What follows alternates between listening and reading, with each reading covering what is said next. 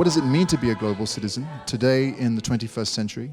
And what can we do in our schools to enhance global citizenship? Thank you so much for coming, and a very big thank you to our speakers too. To be effective global citizens, young people need to be flexible, creative, and proactive.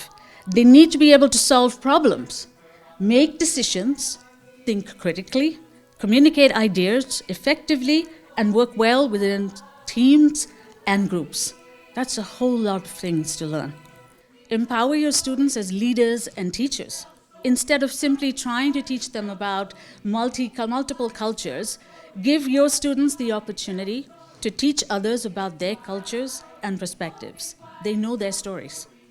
Thank you very much, Mrs. D'Souza. It was very insightful how you linked global citizenship to social corporate responsibility as well as talent development. Generating that confidence and that sense of global citizenship, for want of a better term, will give young people the power to change their societies. And I think these goals are very important for our students in giving a framework to the world we're living in. 17 goals which underline our interdependence and our common obligation, our common responsibility to find solutions to, frankly, save our people.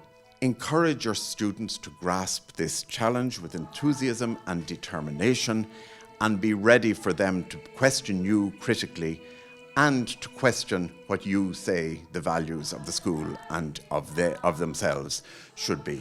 I think you're on the real path to doing this, but I think it will have to be a slightly uncomfortable experience, and all the more enjoyable and important for that. Thank you very much, Mr. Gaffey. As a young student from an international school, I found that very empowering.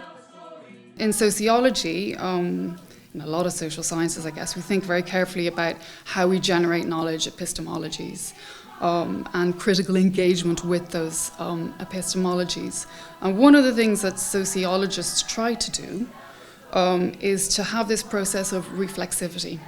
And there's this whole branch of sociological theory called standpoint theory, which basically suggests that knowledge is created and is contingent by the researcher's position in the world, whether they're male or female, whether they're working class or not, whether they're from ethnic majority or ethnic minority status, and these ensure that, or reflect rather, on the knowledge that's created, and also the value we attach to that knowledge. So if there's one thing I would get you to say, which I kind of feel I've you know, as I said, I teach too. I don't like when people tell me how to teach. But if there's one thing I would say is the utility of that reflexive process, not just for you, but for your students too.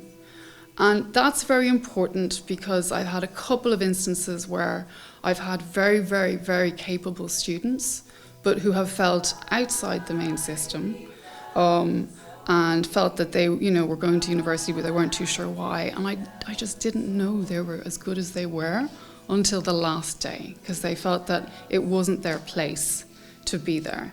So it's just, again, for both people, the teacher and the student, to engage in this critical reflection about who they are, about where they're coming from, about their biases. And I don't mean that in a negative way, but what in their worldview is being limited because of where they come from, and to lift them out of that.